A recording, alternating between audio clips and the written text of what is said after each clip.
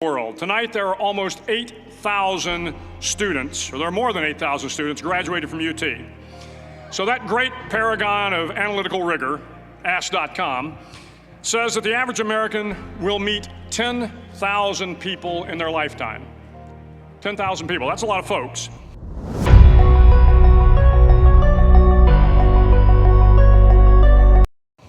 But if every one of you changed the lives of just 10 people, and each one of those people changed the lives of another 10 people, and another 10, then in 5 generations, 125 years, the class of 2014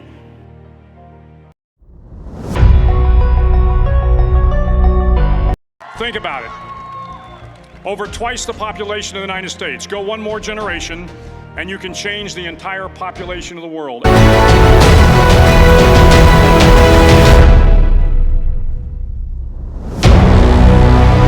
It's hard to change the lives of 10 people, change their lives forever.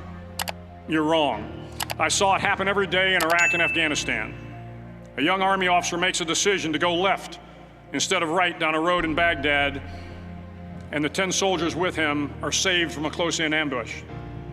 In Kandahar province, Afghanistan, a non-commissioned officer from the female engagement team senses that something isn't right and directs the infantry platoon away from a 500-pound IED, saving the lives of a dozen soldiers. But if you think about it, not only were those soldiers saved by the decisions of one person, but their children were saved, and their children's children. Generations were saved by one decision, one person. But changing the world can happen anywhere, and anyone can do it. So what starts here can indeed change the world. But the question is, what will the world look like after you change it? Well, I'm confident that it will look much, much better. But if you'll humor this old sailor for just a moment, I have a few suggestions that may help you on your way to a better world. And while these lessons were learned during my time in the military, I can assure you that it matters not whether you ever served a day in uniform. It matters not your gender, your ethnic or religious background, your orientation, or your social status. Our struggles in this world are similar, and the lessons to overcome those struggles and to move forward, changing ourselves and changing the world around us, will apply equally to all. I've been a Navy SEAL for 36 years, but it all began when I left UT for basic SEAL training in Coronado, California. Basic SEAL training is 6 months of long, torturous runs in the soft sand, midnight swims in the cold water off San Diego, obstacle courses, unending calisthenics, days without sleep, and always being cold, wet, and miserable. It is 6 months of being constantly harassed by professionally trained warriors who seek to find the weak of mind and body and eliminate them from ever becoming a Navy SEAL. But the training also seeks to find those students who can lead in an environment of constant stress, chaos, failure, and hardships. To me, basic SEAL training was a lifetime of challenges crammed into 6 months. So here are the 10 lessons I learned from basic SEAL training that hopefully will be of value to you as you move forward in life. Every morning in SEAL training, my instructors, who at the time were all Vietnam veterans, would show up in my barracks room, and the first thing they'd do was inspect my bed. If you did it right, the corners would be square, the covers would be pulled tight, the pillow centered just under the headboard, and the extra blanket folded neatly at the foot of the rack. It was a simple task, mundane at best, but every morning we were required to make our bed to perfection.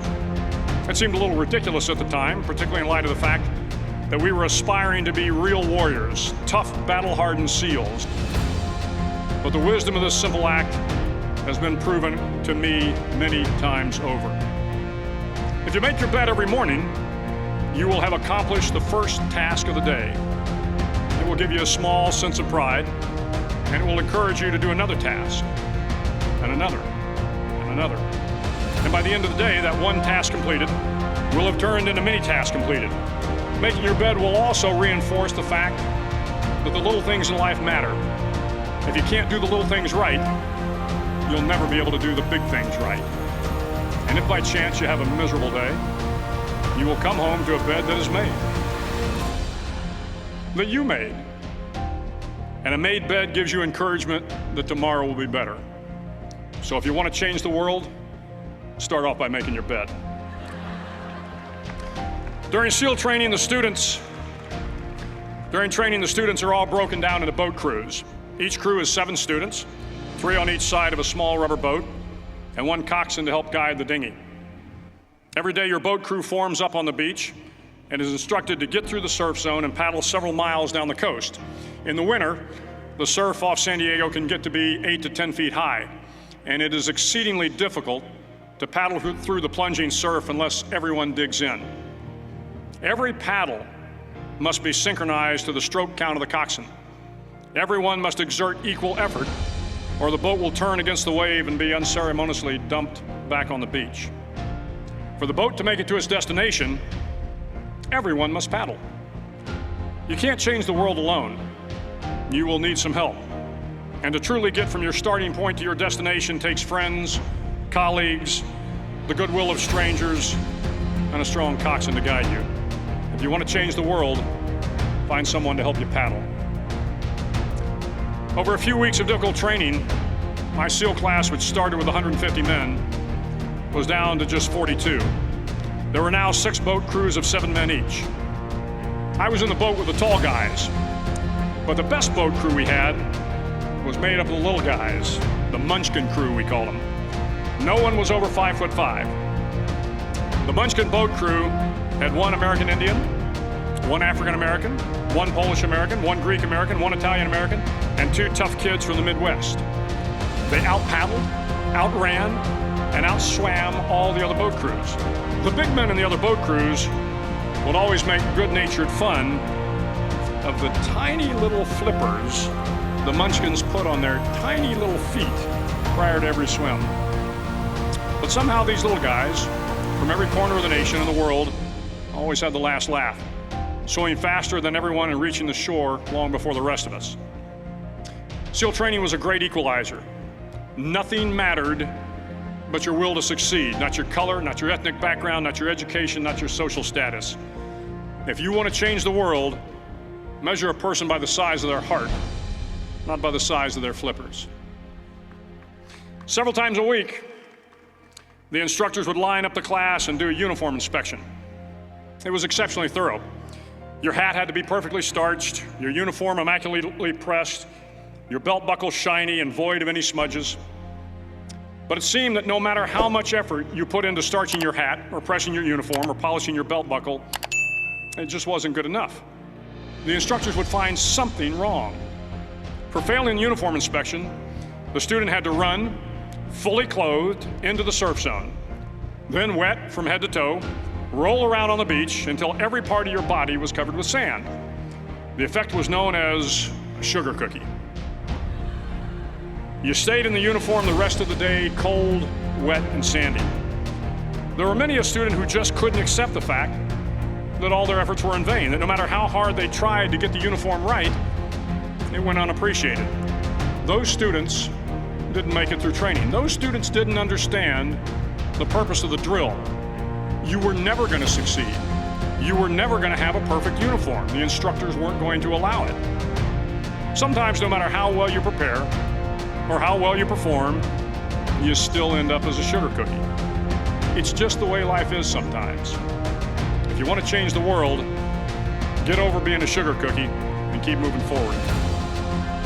Every day during training, you were challenged with multiple physical events: long runs, long swims, obstacle courses, hours of calisthenics, something designed to test your mettle. Every event had standards. Times you had to meet. If you failed to meet those times, those standards, your name was posted on a list, and at the end of the day, those on the list were invited to a circus. A circus was 2 hours of additional calisthenics, designed to wear you down, to break your spirit, to force you to quit. You will likely fail often. It will be painful. It will be discouraging. At times, it will test you to your very core. But if you want to change the world, don't be afraid of the circuses. If you want to change the world, sometimes you have to slide down the obstacles head first. During the land warfare phase of training, the students are flown out to San Clemente Island, which lies off the coast of San Diego. The waters off San Clemente are a breeding ground for the great white sharks. To pass SEAL training, there are a series of long swims that must be completed. One is the night swim. Before the swim, the instructors joyfully brief the students on all the species of sharks that do not swim away. Do not act afraid. And if the shark, hungry for a midnight snack, darts towards you, then summons up all your strength and punch him in the snout, and he will turn and swim away. There are a lot of sharks in the world. If you hope to complete the swim, you will have to deal with them. So if you want to change the world, don't back down from the sharks. As Navy SEALs, one of our jobs is to conduct underwater attacks against enemy shipping. We practice this technique extensively during training. The ship attack mission is where a pair of SEAL divers is dropped off outside an enemy harbor and then swims well over 2 miles underwater, using nothing but a depth gauge and a compass to get to the target. During the entire swim, even well below the surface, there is some light that comes through. It is comforting to know that there is open water above you. But as you approach the ship, which is tied to a pier, the light begins to fade. The steel structure of the ship blocks the moonlight. It blocks the surrounding street lamps. It blocks all ambient light. To be successful in your mission, you have to swim under the ship and find the keel, the center line, and the deepest part of the ship. This is your objective, and you can fail.